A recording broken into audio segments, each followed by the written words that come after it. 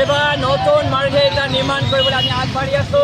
জনতাৰ বিপুল সহায়ে জনতাৰ মৰম চেনা সকলো হিৰত লৈ মই জাগনবাসী তিৰাজ জাগনবাসীৰ আজি মই অন্তিমটো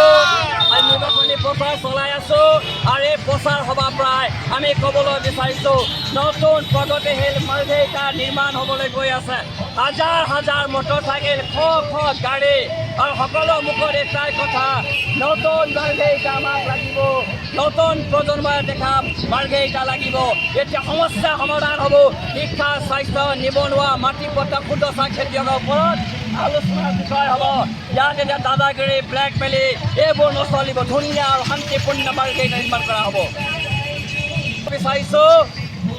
মোক যোৱা কিছুদিন ধৰি মই পাৰ্মিশ্যন এপ্লাই কৰা 3 দিন পাছতো মোক পাৰ্মিশ্যন নিদিয়ে মোক দিগদাৰ দি আছে কষ্ট দি আছে কিন্তু ৰাহুল চেত্ৰীৰ ভাগৰুৱা নহয় ৰাহুল চেত্ৰীয়ে জিকিব এইখিনি কথা আমি জনতাক ক'বলৈ বিচাৰিছোঁ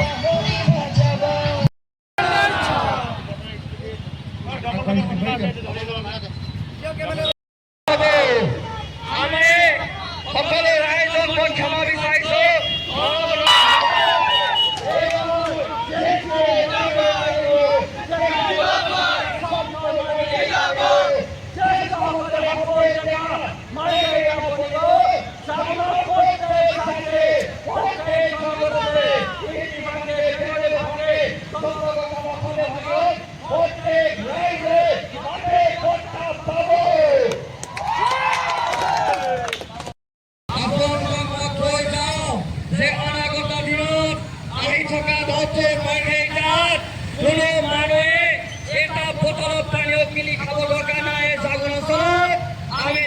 খালি খোৱা পানী ব্যৱস্থা গ্ৰহণ কৰা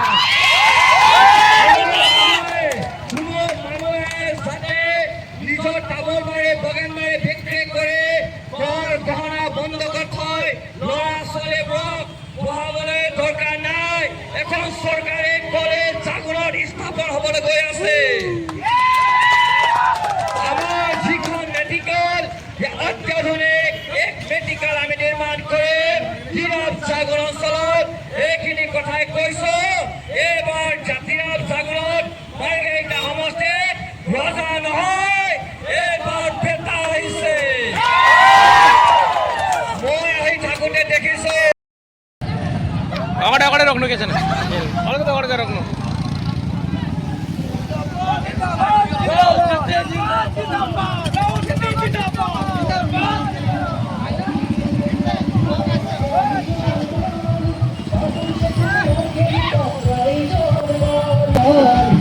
চিঠিয়ে আনিব প্ৰগতিৰ জোয়াৰ তোমাৰ ঘেৰিতাৰ ৰাইজ ৰাহুল চিঠি ভোট দিয়ে জয় যোদ্ধা কৰা